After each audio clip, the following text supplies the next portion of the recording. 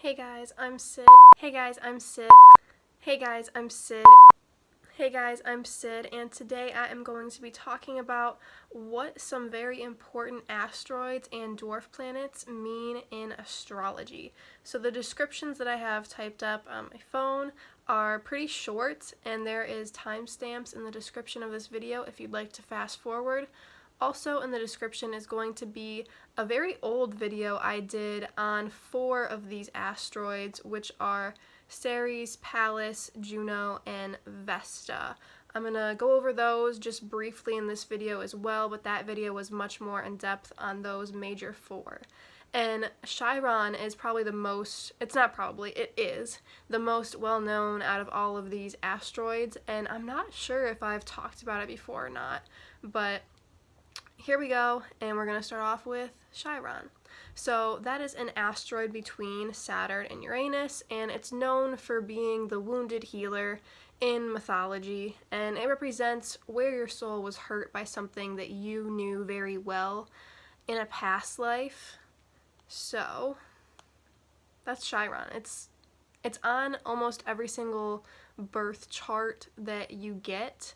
All the other asteroids I'm going to be talking about, usually you have to do a specific birth chart which includes asteroids, but Chiron is just included, you know, after Pluto in most birth charts because it's so important.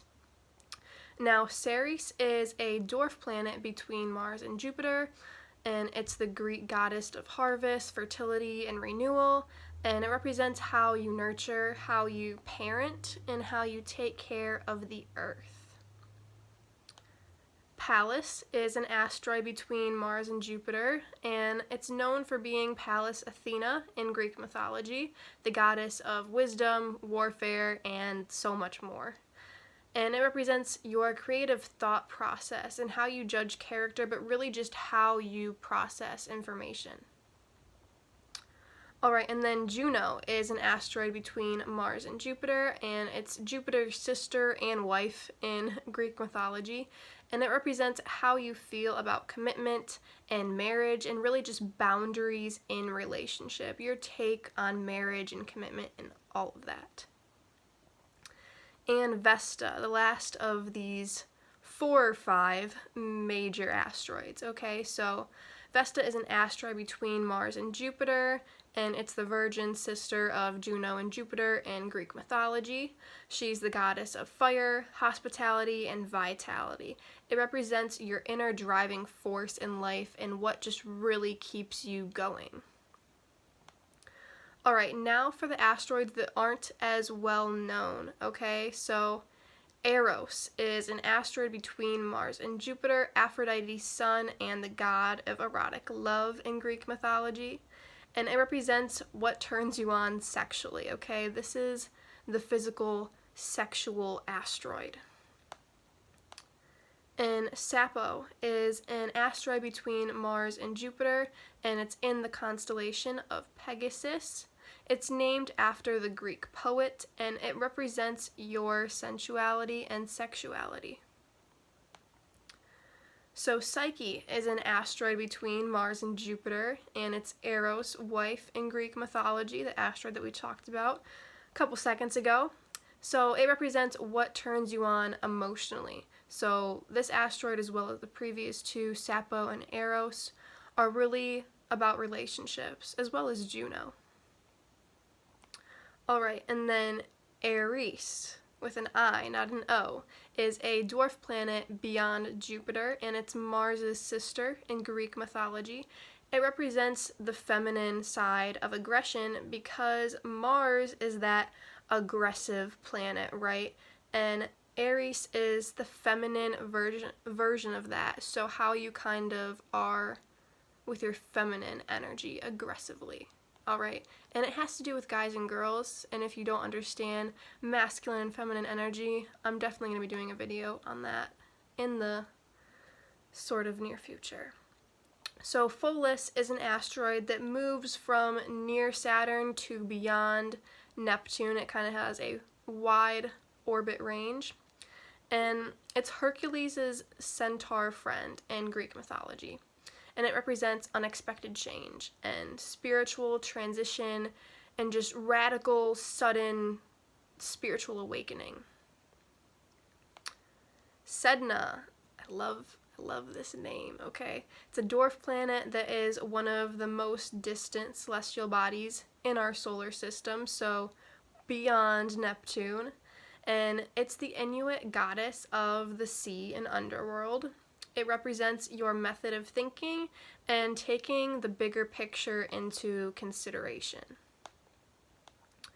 Alright, and then these last ones, I don't think I can pronounce correctly, but I'm going to try, okay?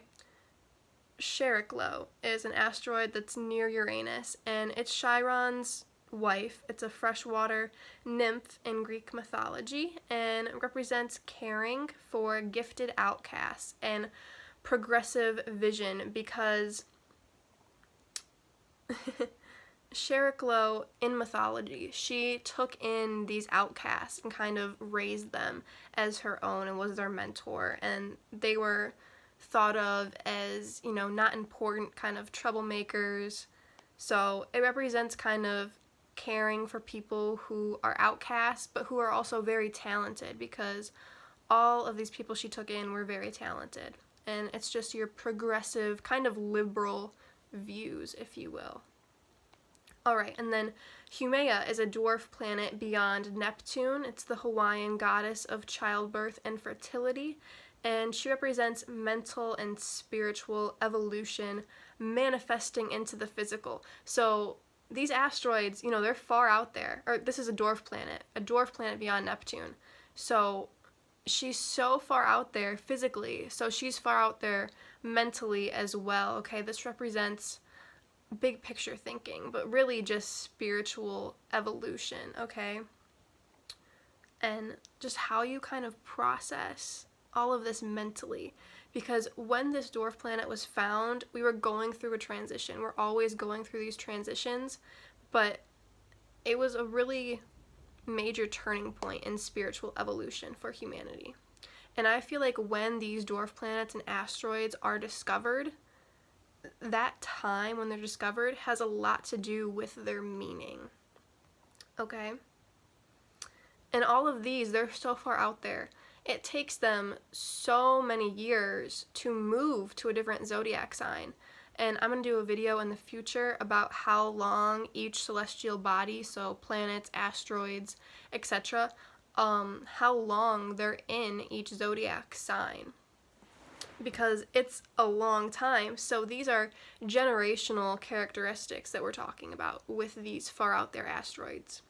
Alright, and then Makemake is a dwarf planet beyond Neptune, and it's named after the creator god of the people of Rapa Nui, or Easter Island. And it represents love for nature and overcoming natural diseases or climatic disasters. So I'm really curious as to where Makemake is now. I know I researched it when I was researching all of these quite a while ago, but it'd be interesting to see where Makemake is now with the coronavirus and all of this going on. Alright, Hygeia is an asteroid between Mars and Jupiter. She's the Greek goddess of health, and it represents your attitude towards your physical and mental health. So it doesn't necessarily have anything to do with, well, the sign doesn't have anything to do with your health, because whatever sign she's in when you were born is just the zodiac sign, right? However, aspects that she makes in the sky has a lot to do with our overall health as humanity on Earth and what we all collectively feel. So I'd also be interested to see what Hygeia is doing right now in the sky. Alright, so that is all of the asteroids and dwarf planets that I wanted to go over in today's video. So check out that other one if you want to know more in-depth information about Ceres, Pallas, Juno, and Vesta, those 4 major ones. And I hope you guys enjoyed. I'm going to be doing more astrology videos soon, so let me know if you enjoy that. Let me know what other videos you'd like me to do in the future, whether it be more ET stuff, more eco-friendly stuff, etc. I also want to say that I offer astrology reports, which include your Western and your Vedic signs for all of these asteroids and dwarf planets that I talked about in today's video, as well as so much more. Okay, I get into all of your Western, Vedic, and Draconic celestial bodies. I just don't have your Draconic signs for these asteroids currently. In the future, I definitely will. As well as your nakshatras that are used mainly in Vedic astrology, and a bunch of other forms of astrology like Egyptian, Mayan, Chinese, Tibetan, Celtic, Native American, and numerology, so modern Pythagorean numerology as well as Hebrew numerology for your life path number, your expression number, and your soul urge number. So please look in the link in the description of this video. You can purchase an astrology report on my Facebook page or my Etsy shop, or just email me and we can work it out, okay? So thank you guys so much for listening. Love and light, and the hybrid children are coming soon.